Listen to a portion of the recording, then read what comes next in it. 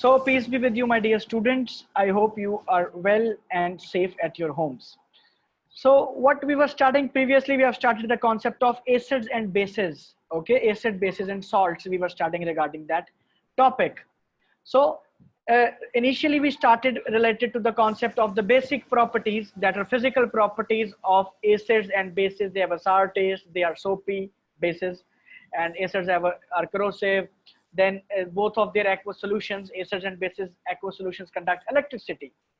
फिर हमने देखा regarding the concepts of acids कि what is the general concept of acids, regarding the theoretical ideologies, जो basic framework था कि आज जो हम what is the idea that we perceive today, what struggle has been done previously on that thing. तो हमने Arrhenius का concept पढ़ा, हमने ब्रॉन्स्टेड लॉरी का कॉन्सेप्ट पढ़ा कि what was related to the Arrhenius concept. Arrhenius कहता था कि एसिड वो सब्सटेंस है जो कि H पॉजिटिव आयंस अपने एक्वस सॉल्यूशन के अंदर डिसोसिएट करती है, ब्रेक करती है, डिसइंटीग्रेट करती है, ओके, सेपरेट करती है, ओके. और बेस क्या है?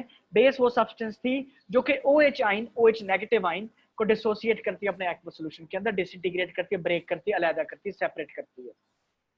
लेकिन यहाँ पे बात खत्म नहीं हुई. इसके कुछ फ्लॉज थे. आर्हेनियस के पहला फ्लॉ आपको पता है कि एक्वस सॉल्यूशन के बारे में उसने बताया, और दूसरा फ्लॉ ये था कि उसने सिर्फ ये बताया कि जिसमें H और OH positive, OH negative ions होंगी, तो बाकियों के बारे में he failed to explain. Okay, he failed to explain. फिर आया ब्रॉन्स्टेड लॉरी का कॉन्सेप्ट. ब्रॉन्स्टेड लॉरी सेड, ये दो डिफरेंट केमिस्ट थे, एक इंग्लिश केमिस्ट, एक डैनिश केमिस्ट. उन्होंने कहा कि एसिड एक सब्सटेंस है जो कि डोनेट करती है प्रोटॉन, जो कि अपना प्रोटॉन देती है, और बेस वो सब्सटेंस है जो प्रोटॉन लेती है. ठीक है, अब तक हमने दो कॉन्सेप्ट्स, दो आइडियोलॉजी सीखी. एक थ्योरी क्या थी आर्हेनियस की, वो H और OH के इर्द गिर्द घूमती है. दूसरी थ्योरी ब्रॉन्स्टेड लॉरी की, जो प्रोटॉन के इर्द गिर्द घूमती है. अगर कोई प्रोटॉन सब्सटेंस दे रही है तो उसको मैंने एसिड कहना है, और अगर कोई सब्सटेंस प्रोटॉन ले रही है तो उसको मैंने बेस कहना है. इसकी भी हमने example in the last previous lecture, in the series of lecture हमने देखा. फिर इसके बाद इसी ब्रॉन्स्टेड लॉरी के कॉन्सेप्ट के अंदर आइडिया आता है कॉन्जुगेट बेस और कॉन्जुगेट एसिड का. ओके, बड़ा सिंपल सा, बड़ा छोटा सा कॉन्सेप्ट है, and very very interesting concept. अब जरा ऊपर वाली स्क्रीन के ऊपर देखें, यहाँ पे लिखा है N acid is a substance that can donate a proton, that can donate a proton. तो कॉन्जुगेट का मतलब होता है उलट, इसका ऑपोजिट. तो अगर मैं कहूं कि कॉन्जुगेट एसिड क्या होगा, अब याद रखें पहले कि एसिड क्या है. N acid is a substance that can donate, जो डोनेशन देता है वो एसिड है. तो फिर कॉन्जुगेट एसिड क्या होगा, उसका उलट हो जाएगा, रहेगा वो एसिड ही, मतलब कि बाय डेफिनेशन उसको एसिड कहेंगे, लेकिन अब उसका प्रोसेस जो है, उसका जो फंक्शन है वो फर्क हो गया. पहले वो इलेक्ट्रॉन दे रहा था, अब जरा नीचे देखें. A conjugate acid is a species formed by accepting a proton by a base. जो बेस से प्रोटॉन को एक्सेप्ट करे.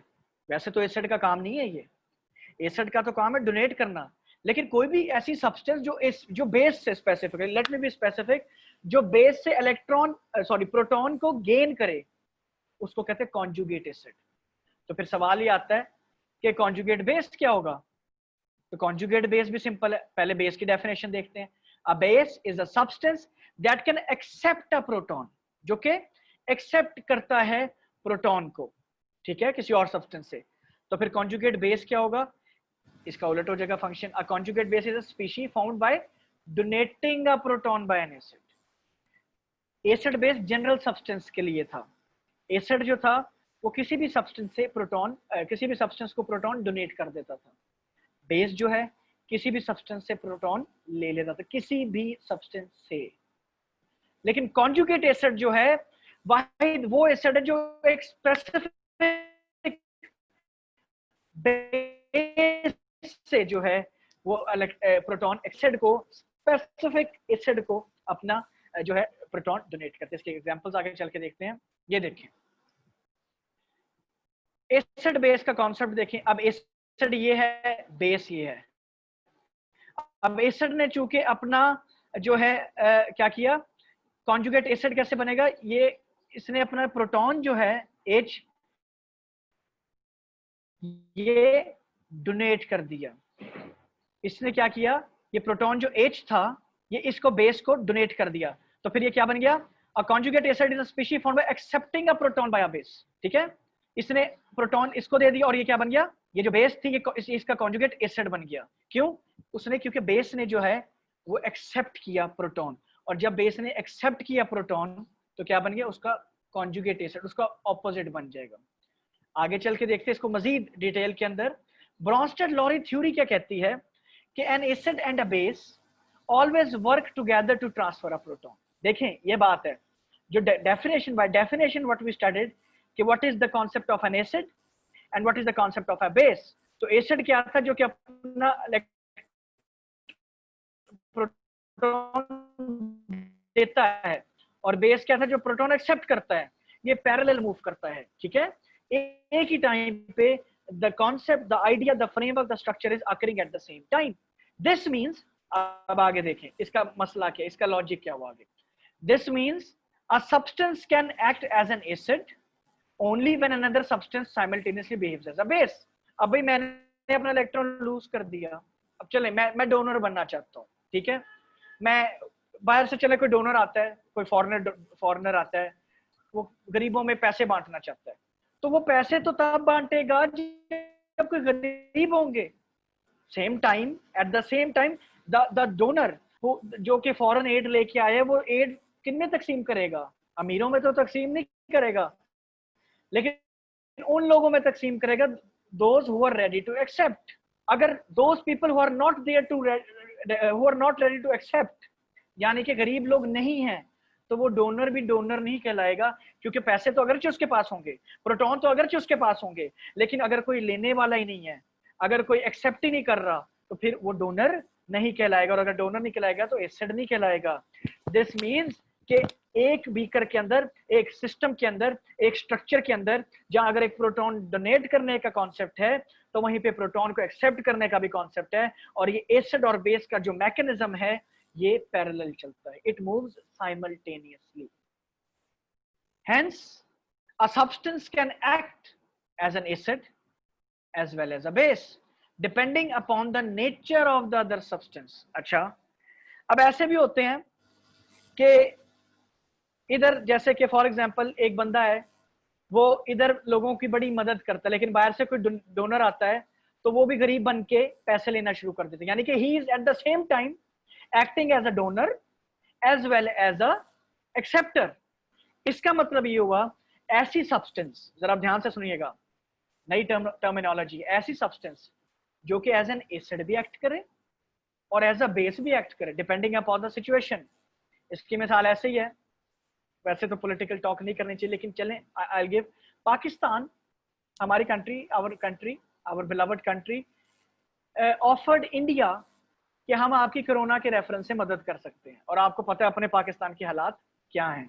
ठीक है, लेकिन पाकिस्तान ने कर्जे भी लेने IMF से, तो ये मतलब कि ऐसी सिचुएशन जिसमें एक टाइम पे आप डोनर भी बन जाएं, और ऐसी situation, depends on the situation, कि आप एक टाइम पे एक्सेप्टर भी बन जाए, ऐसी सब्सटेंस को केमिस्ट्री की टर्म में एम्फोटेरिक कहते हैं। क्या कहते हैं? एम्फोटेरिक। ऐसी सब्सटेंस जो कि एज एन एसिड भी बिहेव करे और एज अ बेस भी बिहेव करे डिपेंडिंग अपॉन द सिचुएशन, उसको वी कॉल इट एम्फोटेरिक। ठीक है, एम्फोटेरिक। लेकिन अगर एक ही सब्सटेंस होगी जो कि सिर्फ डोनेट करेगी अपने प्रोटॉन को, तो वो प्योरली एसिड कहलाएगी। ऐसी सब्सटेंस जो एक्सेप्ट करेगी उस प्रोटॉन को, प्योरली बेसिक कहलाएगी। लेकिन ऐसी सब्सटेंसेस भी होती हैं जैसे कि वाटर है, वाटर की एग्जांपल ले लें। Water acts as a base when it reacts with HCl as stated above, and as an acid when it reacts with ammonia. पानी का रिएक्शन जब एसिड के साथ होगा, पानी का रिएक्शन जब HCl के साथ होगा, तो क्या बन जाएगा? बेस बन जाएगा, एज अ बेस एक्ट करेगा पानी। लेकिन जब पानी का रिएक्शन अमोनिया के साथ होगा, तो वो एज अ एसिड रिएक्ट करेगा। तो ऐसी सब्सटेंस, ऐसी चालाक सब्सटेंस जो कि एज एन एसिड भी रिएक्ट करे, एज अ बेस भी रिएक्ट करे, उसको हम कहते हैं एम्फोटेरिक। क्या कहते हैं? Amphoteric. It has been observed that there are certain substances which behave as acids, though they do not have the ability to donate a proton. For example, sulfur trioxide, SO3, tri means 3. Similarly, calcium oxide behaves as a base, but it cannot accept a proton. These observations prove the limitations of the Bronsted concept. Arrhenius के दो थे क्या, जो observations थी, दो failures थे, दो limitations थी। ब्रॉन्स्टेड लॉरी की भी दो लिमिटेशंस हैं। एक लिमिटेशन है क्या, जैसे कि उसने बताया कि सल्फर ट्राइऑक्साइड है और कैल्शियम ऑक्साइड है, तो सल्फर ट्राइऑक्साइड जो है वो एसिड है, लेकिन वो उसके पास एबिलिटी नहीं है अपने प्रोटॉन को डोनेट करने की। लेकिन हमने ऊपर पढ़ा कि एन एसिड, ये देखिए, N acid is a substance which can donate a proton. लेकिन यहाँ पे वो कह रहा है, इसकी लिमिटेशन आ गई कि सल्फर ट्राइऑक्साइड तो एसिड तो है, ये तो बात सबको पता है, लेकिन वो अपना प्रोटॉन डोनेट नहीं कर सकते। तो यहाँ पे पहला फेलियर आता है ब्रॉन्स्टेड लॉरी का। इसी तरह कैल्शियम ऑक्साइड के बारे में उसने कहा कि कैल्शियम ऑक्साइड हम सबको पता है कि वो बेस है, लेकिन वो प्रोटॉन एक्सेप्ट ही नहीं करती। तो फिर ब्रॉन्स्टेड और लॉरी जो दोनों जो साइंटिस्ट थे, they have failed. Okay, they failed. आगे चलते हैं, ये एग्जांपल से ये देख लीजिएगा एक दफा। इंपॉर्टेंट कॉन्सेप्ट जो मैं आपको बताना चाह रहा हूं अब, लुइस का कॉन्सेप्ट अब जो है जल्दी से रिव्यू कर लेते हैं। आर्हेनियस की स्टोरी, आर्हेनियस की थ्योरी, आर्हेनियस का आइडिया, आर्हेनियस का कॉन्सेप्ट H और OH नेगेटिव के इर्द गिर्द घूमते हैं। ओके, ब्रॉन्स्टेड लॉरी का कॉन्सेप्ट प्रोटॉन्स के इर्द गिर्द घूमता है। वो एसिड और बेस को प्रोटॉन डोनेटिंग और प्रोटॉन एक्सेप्टर के रेफरेंस से बता। इसका है Lewis concept of acids and bases. जल्दी से इसको पढ़ लेते हैं। The Arrhenius and Bronsted Lowry concepts of acids and bases are limited to substances which contains protons. ये तो हमें पता है, लेकिन 1923 के अंदर जीएन लुइस, इस थ्योरी के जो फाउंडर थे, G N Lewis proposed a more general broader concept of acids and bases. क्योंकि कुछ में, जैसे कि आर्हेनियस के केस में किसी के पास H है, किसी के पास नहीं है, किसी के पास OH नेगेटिव है, किसी के पास नहीं है, और जैसे कि ब्रॉन्स्टेड लॉरी में किसी के पास प्रोटॉन है, किसी के पास नहीं है। तो लुइस ने 1923 के अंदर एक जनरल पर्सपेक्टिव दे दिया। अब देखें, हर एटम के अंदर, हर मॉलिक्यूल के अंदर, हर कंपाउंड के अंदर प्रोटॉन्स हो या ना हो, लेकिन इलेक्ट्रॉन्स तो होते हैं ना। सिंस इलेक्ट्रॉन्स आर देयर, तो एक जीएन लुइस ने एक जनरल आइडिया दिया। उसने क्या कहा, an acid is a substance which can accept a pair of electrons. इसने लुइस की तरह, ब्रॉन्स्टेड लॉरी की तरह जो है, इसने प्रोटॉन के इर्द गिर्द कहानी नहीं घुमाई। इसने आर्हेनियस की तरह हाइड्रोजन और हाइड्रोक्साइड आयन की तरह कहानी नहीं घुमाई, स्टोरी नहीं मेकअप की। लेकिन लुइस की स्टोरी जो है वो जरा जनरल है। लुइस की थ्योरी, स्टोरी नहीं, थ्योरी। लुइस की जो थ्योरी है, that is more in general state. It says कि an acid is a substance which can accept a pair of electrons, जो कि पेयर ऑफ इलेक्ट्रॉन्स को एक्सेप्ट करता है। ठीक है, और फिर तो बेस क्या होगा, वही आइडिया लाएं कि एक सब्सटेंस अगर डोनेट कर रही है, एक्सेप्ट कर रही है इलेक्ट्रॉन का पेयर, तो बेस क्या करेगा, it can donate a pair of electrons, it can donate a pair of electrons. For example लेते हैं अमोनिया और बोरॉन ट्राइफ्लोराइड की। आप नौवीं में भी ये एग्जांपल गालिबन पढ़ के आए हुए हैं। Takes place by forming of coordinate covalent bond between ammonia का formula NH3 and boron trifluoride का मतलब इसके साथ 3 फ्लोरीन लगे हुए हैं। बोरॉन बी मिड में आ जाएगी, जरा देखें, बोरॉन ट्राइफ्लोराइड, 3 फ्लोराइड लगे हुए हैं, और इसमें उसने अमोनिया के साथ रिएक्शन कराया। किसके साथ रिएक्शन कराया, अमोनिया के साथ। फिर याद रखें, an acid is a substance which can accept, जो कि एक्सेप्ट करता है pair of electrons. Pair of electrons का जिक्र और पेयर का, और बेस क्या होता है, ऐसी सब्सटेंस जो कि डोनेट करता है। अब जरा यहाँ पे देखें, अमोनिया के पास 2 इलेक्ट्रॉन्स हैं, बोरॉन के जरा इलेक्ट्रॉन्स कितने, 1 2 3 4 5 6। बोरॉन को स्टेबल होने के लिए बेटे 8 इलेक्ट्रॉन्स चाहिए, उसको अपना ऑक्टेट रूल पूरा करना है। कौन सा रूल पूरा करना है, ऑक्टेट रूल पूरा करना है। तो नाइट्रोजन जो है वो बॉन्डिंग में, नाइट्रोजन का जो अमोनिया का नाइट्रोजन है, उसने बॉन्डिंग में हिस्सा नहीं लिया हुआ। हमने पढ़ा था 9th में कि there are 2 types of valence electrons, एक वो जो बॉन्डिंग में हिस्सा लेते हैं और एक वो जो बॉन्डिंग में हिस्सा नहीं लेते। जो बॉन्डिंग में हिस्सा लेते हैं उनको हम बॉन्ड पेयर कहते हैं, और जो बॉन्डिंग में हिस्सा नहीं लेते उनको हम लोन पेयर कहते हैं। ये बोरॉन को जो है अपना लोन पेयर डोनेट कर देता है। तो जिसने डोनेट किया वो क्या कहलाया? While a base is a substance which can donate a pair of electrons. तो फिर अमोनिया को मैंने क्या कहा? अमोनिया को मैंने क्या कहा? अमोनिया को मैंने कहा बेस, और बोरॉन ट्राइफ्लोराइड को मैंने क्या कहा? एसिड, क्योंकि बोरॉन ट्राइफ्लोराइड ने जो था वो पेयर ऑफ इलेक्ट्रॉन्स को एक्सेप्ट कर लिया था। ठीक है, फिर the cations, proton itself or metal ions act as a Lewis acid. For example, a reaction between hydrogen ion, अब हाइड्रोजन आइन है, सिंपल जो हाइड्रोजन होता है ना, सिंपल H जो होता है, उसके पास एक इलेक्ट्रॉन होता है, ठीक है बेटा। लेकिन H पॉजिटिव आइन का मतलब है, पॉजिटिव का मतलब उसके पास जो एक इलेक्ट्रॉन भी था वो भी निकल गया। तो H पॉजिटिव का मतलब है इसके पास कोई इलेक्ट्रॉन नहीं है। तो इसको स्टेबल होने के लिए अभी कितने इलेक्ट्रॉन्स चाहिए? पेयर ऑफ इलेक्ट्रॉन्स चाहिए। फिर अमोनिया की एग्जांपल लें। अमोनिया के पास नाइट्रोजन के पास 3 बॉन्ड पेयर हैं, हाइड्रोजन हाइड्रोजन हाइड्रोजन, स्क्रीन की तरफ देखें, और एक लोन पेयर है। तो ये लोन पेयर वो अपने हाइड्रोजन के साथ शेयर कर लेते हैं, ठीक है। और जब ये लोन पेयर हाइड्रोजन को डोनेट कर देगा तो हाइड्रोजन ने चूंकि एक्सेप्ट कर लिया तो हाइड्रोजन क्या बन गया? एसिड। और जिसने डोनेट किया, जिसने क्या किया? डोनेट किया, वो क्या बन गया? बेस बन गया। ये कॉन्सेप्ट है किसका? लुईस का, जी.एन. लुईस का, बड़ा ब्रॉडर पर्सपेक्टिव पे, और आज तक हम यही कॉन्सेप्ट को फॉलो और इस जाता है। The product of any acid base reaction, Lewis acid base reaction is a single species called an adduct. हाँ, adduct क्या होता है? What is an adduct? Adduct जब एसिड नहीं सॉरी जब लुईस एसिड और बेस का रिएक्शन होता है, जैसे कि आपकी स्क्रीन के ऊपर आप देखें ये सेकंड एग्जांपल को, अमोनिया का रिएक्शन हुआ है हाइड्रोजन आयन के साथ, अमोनिया का reaction with hydrogen ion. So this means कि जो ये स्पीशी बनी है, जो ब्रैकेट के अंदर है, स्क्वायर ब्रैकेट्स के अंदर जो थर्ड प्रोडक्ट बना है, फाइनल प्रोडक्ट राइट साइड के ऊपर, इसको हम एडक्ट कहते हैं। पेपर के अंदर वो पूछ लेता है कि the product that is formed by the combination of a Lewis acid and a base is called dash, adduct, ADDUCT, इसको एडक्ट कहते हैं। हाईली अनस्टेबल होता है ये, लेकिन इसको फिर भी एडक्ट कहते हैं।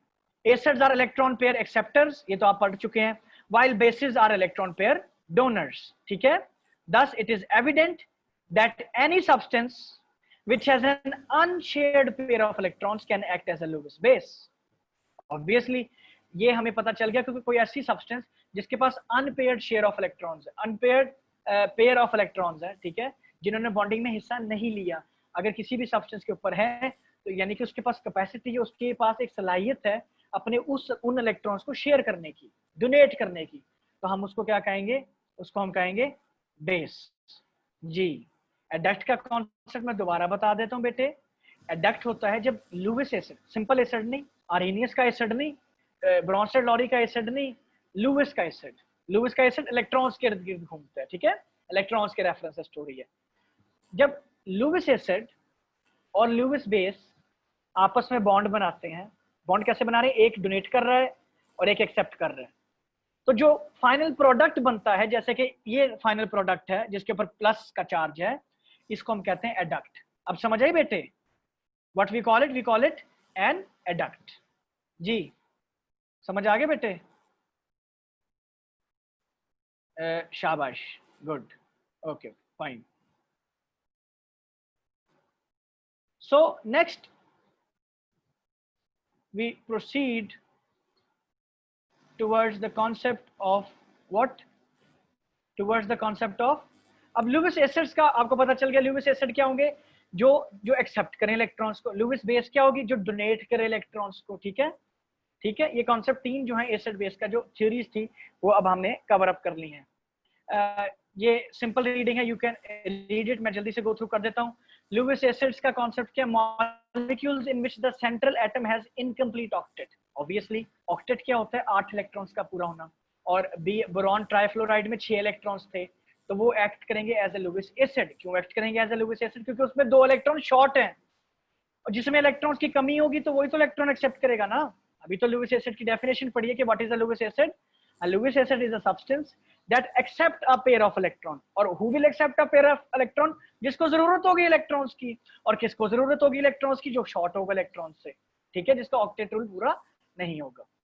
ये सारी बातें कॉन्सेप्ट आपको समझ आ गई। सिंपल रीडिंग है, इसको एक दफा देख लीजिएगा। ये जल्दी से समरी ऑफ द कॉन्सेप्ट क्या है। आर्हेनियस की स्टोरी घूमती है, हाइड्रोजन आयन और OH नेगेटिव करते हैं प्रोटॉन और एक्सेप्ट करते हैं प्रोटॉन। लुविस जो है एसिड बेस का कॉन्सेप्ट जरा जनरल आइडिया में और बड़ा ज्यादा ऑथेंटिक पर्टिनेंट आइडिया देता है। Electron pair acceptor and electron pair donor के रेफरेंस से इसका जो प्रोडक्ट बनता है उसको हम एडक्ट कहते हैं। ओके, इसकी जनरल प्रॉपर्टीज जो हैं जरा आज मैं इसके ऊपर जाऊंगा, ठीक है, कि काफी आज के लिए इतना मुझे बताएं, वरना मैं इसकी जनरल प्रॉपर्टीज के ऊपर भी आज गुफ्तगू जो है आप लोगों के साथ I can work on it. शाबाश, जल्दी से मुझे बताइएगा। जी बेटा,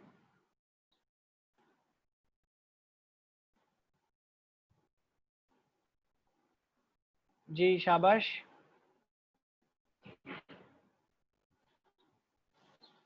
Okay, so we will move further.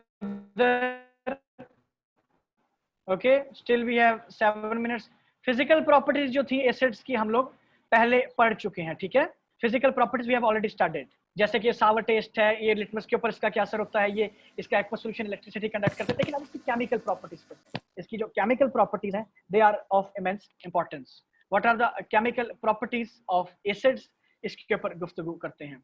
जब भी एसिड केमिकल प्रॉपर्टीज क्या होती है, the way it is reacting with other substances. Chemical properties क्या होती हैं, किसी भी सब्सटेंस की केमिकल प्रॉपर्टीज वो किस तरह रिएक्ट करता है। दो किस्म की प्रॉपर्टीज हमने पढ़ी, फिजिकल और केमिकल। तो what is the chemical properties, the way it is reacting with other substances.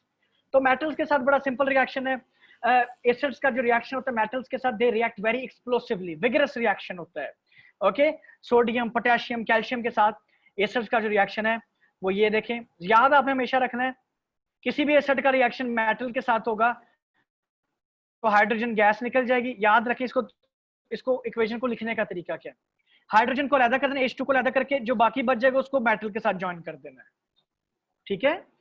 Hydrogen अलग करके जो बाकी बच जाएगा उसको मेटल के साथ आपने ज्वाइन कर देना। दिस मींस कि जिंक का अगर रिएक्शन है हाइड्रोजन सल्फेट के साथ या सल्फ्यूरिक एसिड के साथ, तो हाइड्रोजन अलग निकल जाएगा एज अ गैस। ये एरो का मतलब होता है ये गैस है, एरो का मतलब ये गैस उड़ गई है। और जिंक सल्फेट HCl के साथ वही रिएक्शन है। एल्यूमिनियम का HCl के साथ कैसे रिएक्शन होगा, हाइड्रोजन अलग कर दें और AlCl3 बन गया, एल्यूमिनियम क्लोराइड बन गया और हाइड्रोजन गैस निकल गई, ठीक है। मेटल्स के साथ कैसे रिएक्शन होगा, ये एसिड का ऐसे रिएक्शन होगा कि सॉल्ट बन जाएगा, हाइड्रोजन अलग कर दे, बाकी जो बच जाएगा उसको ज्वाइन कर दे। फिर कार्बोनेट्स और बाइकार्बोनेट्स के साथ कैसे रिएक्शन होता है, कार्बोनेट्स के साथ जो रिएक्शन होता है, जब भी याद रखें CO3 या CO2 किसी भी मॉलिक्यूल में आए, इसको याद करने का तरीका क्या है, जब भी कार्बोनेट का जिक्र है या बाइकार्बोनेट का जिक्र है तो कार्बन डाइऑक्साइड गैस और वाटर जरूर निकलेगा। तो दो चीजें तो हमें पता चल गई, CO3 जहां पे भी होगा वहां पे कार्बन डाइऑक्साइड, CO2 और वाटर जरूर निकलेगा, ठीक है। यानी कि CO3 से के साथ CO2 निकल गया, H2O निकल गया, यहाँ से हाइड्रोजन अलग हो जाएगा और अपने मॉलिक्यूल का पहला एटम और एसिड का दूसरा एटम दोनों को ज्वाइन कर देना है। मॉलिक्यूल का पहला एटम और एसिड का दूसरा, यानी कि Ca मॉलिक्यूल का पहला एटम है और क्लोराइड एसिड का दूसरा एटम है, तो क्या बन गया CaCl2, कैल्शियम क्लोराइड बन गया, साथ कार्बन डाइऑक्साइड और वाटर निकल जाएगा। सिमिलरली इधर देखें, मॉलिक्यूल का पहला एटम और आपके जो सब्सटेंस है एसिड का दूसरा एटम, Na2SO4 बन जाएगा, सोडियम सल्फेट, पीछे कार्बन डाइऑक्साइड निकलेगी और वाटर निकलेगा और इसको बैलेंस कर लीजिएगा। बेसिस के साथ तो बड़ा इजी रिएक्शन है। बेसिस के साथ कैसे रिएक्ट करते हैं, एसिड्स हमेशा बेस के साथ रिएक्ट करके न्यूट्रलाइजेशन रिएक्शन बनाते हैं। और न्यूट्रलाइजेशन रिएक्शन क्या होता है, acids react with bases to form salt and water. और अगर आपके काजे के बेस का क्या रिएक्शन होगा एसिड के साथ, वो भी सेम होगा। एसिड को बेस में डालें या बेस को एसिड में डाल लें, idea is the same. What they form salt and water. साथ वाटर को निकाल के जो पीछे बच जाएगा उसको उसका जो है कंबाइन कर दीजिएगा। फिर reaction with sulphide and bisulphide, reaction with sulphides and bisulphide.